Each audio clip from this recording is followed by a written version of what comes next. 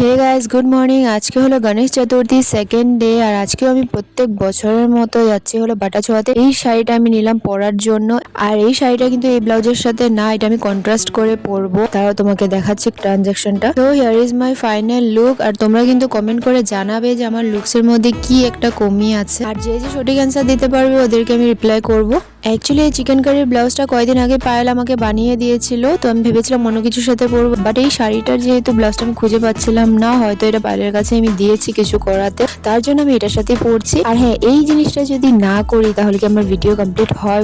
কমেন্টে জানাবে আমাদের দুজনকে কেমন লাগছিল। এরপর আমরা বেরিয়ে পড়লাম হলো মন্দিরের উদ্দেশ্যে। যাওয়ার সময় দোকান থেকে ধূপকাঠি মোমবাতি নিয়ে নিও। এরপরে মনে পড়লো যে আমরা নামগোত্র লিখতেই ভুলে গেছি। এরপর দোকান থেকে প্যাড এবং পেন নিয়ে অভি নামগোত্র লিখছিল। দেন চলে গেলাম মন্দিরের উদ্দেশ্যে। আর এই কি, যেখানে আমরা প্রত্যেক বছর পুজো দিই, এখানে দেখি এবার পুজোই হচ্ছে না। এইটা দেখে কিন্তু গাইস আমি অনেকই নিরাশা হয়ে গেছিলাম। এরপরে দেখতে পেলাম আমরা ঠাকুর মশাইকে, যিনি মানে এই মন্দিরের পুরোহিত। তো উনি বললেন পূজাটা এবার এখানে হচ্ছে না, আর একটা জায়গায় হচ্ছে। তো ভাগ্যিস আমাদের পুরোহিত মশাইয়ের সাথে দেখা হয়ে গেছে। এরপর আমাদেরকে পুরোহিত মশাই নিয়ে গেল সেই প্যান্ডালে। গিয়ে দেখতে পেলাম যে না, খুব সুন্দরভাবে প্যান্ডালটা এখানে করা হয়েছে। আর ঠাকুরটা দেখছো ফ্রেন্ডস, খুব সুন্দর হয়েছে। প্রত্যেক বছরই কিন্তু এখানে ঠাকুরের কিছু নতুনত্ব বানায়। এরপরে বাটা রেখে ধূপকাঠি মোমবাতি জ্বালিয়ে একটু কতক্ষণ বসলাম। যেহেতু আজকে আমাদের দুজনেরই ডিউটি ছিল, তো আমরা অঞ্জলির জন্য দাঁড়াতে পারিনি। অঞ্জলি হতে হতে এখানে প্রায় 12টা বাজবে, আর আমার ডিউটি হলো 10টা থেকে। আশা করছি নেক্সট ইয়ার ভালোভাবে অঞ্জলিটা নিতে পারবো। তো আজকে সব এতটুকু। তোমাদের সবাইকে হ্যাপি গণেশ চতুর্থী। বাই।